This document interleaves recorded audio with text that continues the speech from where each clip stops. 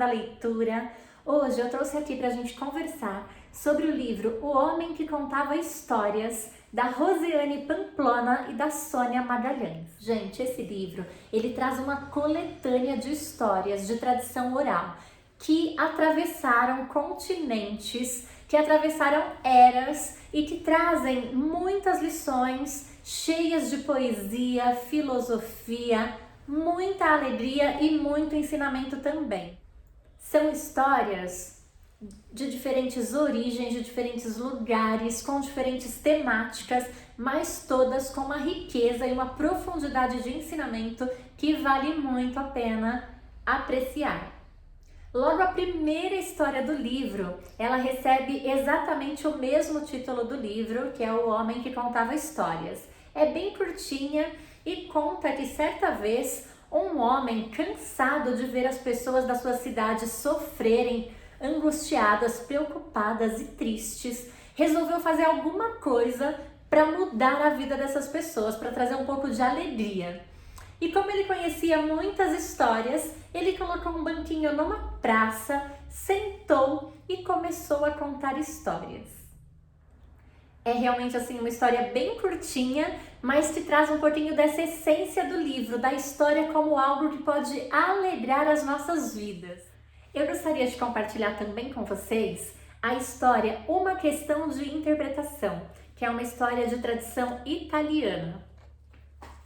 Essa história conta que num reino distante havia um mosteiro onde os monges passavam o dia inteiro fazendo suas preces e estudando para se tornar cada vez mais sábios e poder assim ajudar as pessoas. Acontece que um novo rei foi empossado ali naquele reino e ele resolveu percorrer o reino para conhecer todos os lugares. O rei, assim que viu aquele mosteiro, ficou muito impressionado com toda aquela beleza e ele já queria tomar para si aquele lugar todo para ali construir o seu reino, o seu palácio. Acontece que se ele simplesmente expulsasse os monges, ele seria muito mal visto pelo povo e isso poderia ter uma repercussão muito ruim para o seu reinado. Então ele resolveu usar um artifício, fazendo com que o povo duvidasse da sabedoria daqueles monges. Então ele questionou, falou, mas será que vocês são sábios assim mesmo? Não são apenas uns impostores que estão querendo se aproveitar aqui das belezas do meu reino?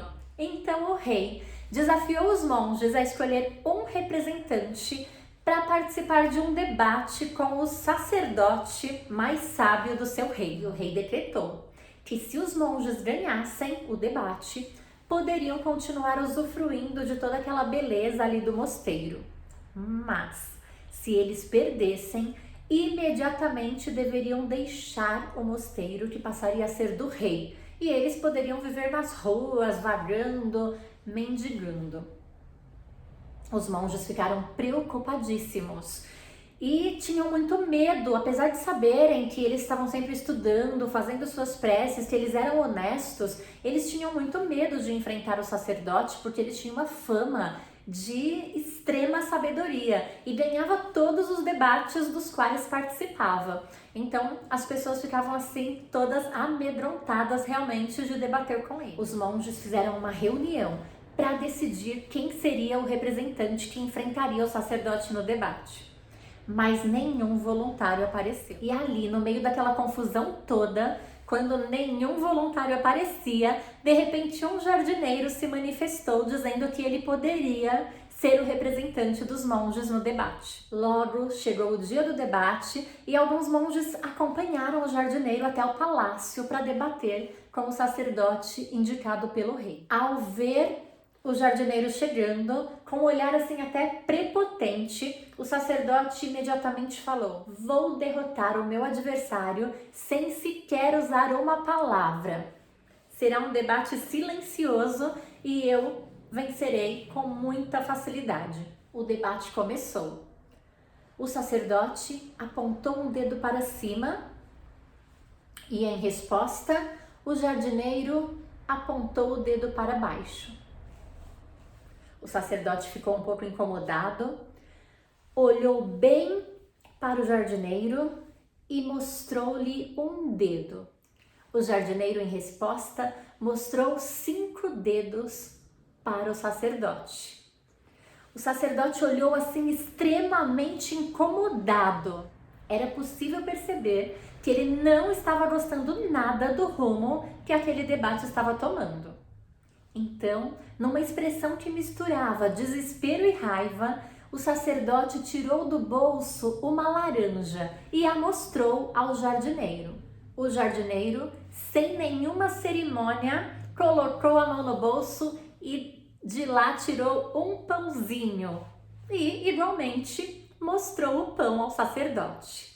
Nessa hora, o sacerdote imediatamente se rendeu e falou: "Dou por encerrado o debate. Esse homem é muito sábio e eu aceito ter sido derrotado. Ele me venceu." O rei tinha dado a sua palavra, então permitiu que os monges vivessem no mosteiro pelo resto de suas vidas. Assim que os monges saíram do palácio, uma multidão sentou-se em volta do sacerdote para perguntar, para tentar entender que debate silencioso foi aquele, o que tinha acontecido, como assim que o jardineiro venceu. E aí o sacerdote explicou: "Eu apontei o meu dedo para o céu para dizer que nós não somos nada, que tudo vem de cima, que somente Deus tem o poder. Mas ele me rebateu apontando para a terra e dizendo que sim, apesar de todo o poder divino estar no céu, nós homens estamos aqui na terra e precisamos usar a nossa sabedoria para aqui poder viver melhor." Eu confesso que o argumento dele foi muito bom. Eu apontei meu dedo para ele para mostrar que nós estamos sozinhos. Mostrei por isso um único dedo, para mostrar que nós somos solitários, estamos sós, somos frágeis. Mas ele me convenceu ao mostrar os 5 dedos que nós temos os nossos irmãos, os outros homens, os outros seres humanos aqui para nos dar força, para nos apoiar. E que de fato não estamos tão sozinhos assim. E aí eu usei o meu argumento mais forte para mostrar para ele que nós não somos nada, que a natureza tem muito mais valor, mostrando a ele uma laranja, uma obra da natureza. Mas ele rebateu o meu argumento mostrando um pãozinho, um pão feito pelo homem a partir daquilo que ele modifica na natureza. Aí eu não tive mais argumento e resolvi desistir do debate.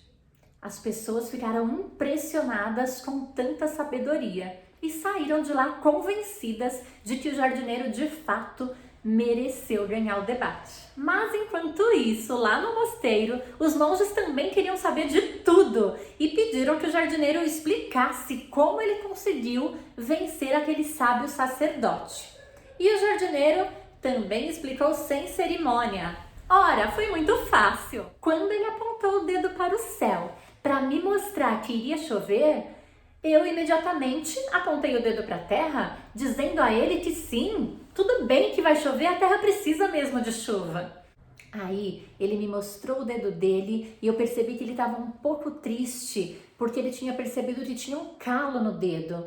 Eu olhei bem para aquele calo, fiquei um pouco preocupado com meu amigo e imediatamente resolvi mostrar para ele que aquilo não tinha importância nenhuma. Mostrei logo meus 5 dedos para ele ver que eu tinha calo em todos os dedos e nem estava chateado por isso, que isso faz parte da vida, que tudo bem. Aí, de repente, ele tirou uma laranja do bolso. Eu achei que fosse a hora do lanche. Tirei meu pãozinho também. Como a gente pode ver, é uma questão de interpretação. É essa a mensagem que fica dessa rica história de tradição italiana. Uma outra história de temática bem similar, mas essa de tradição oriental, eu também gostaria de compartilhar com vocês, que é uma questão de ponto de vista. 2 homens estavam tirando um cochilo embaixo de um coqueiro. Um macaquinho percebeu que os 2 estavam dormindo lá embaixo e, para brincar, jogou um coco na cabeça de cada um. Os 2 homens acordaram assustados e um deles imediatamente pegou o coco e saiu correndo atrás do macaquinho para jogar o coco nele de volta e dar o troco. Ele correu muito, correu, mas o macaco muito esperto subia nas árvores e corria de uma para outra, pulava e não dava nenhuma chance para que o homem conseguisse pegá-lo. Mesmo assim, o homem insistiu, correu muito, xingou, esbravejou, mas nada. Quando ele não aguentava mais, de cansaço, todo suado, ele resolveu voltar para a companhia do amigo.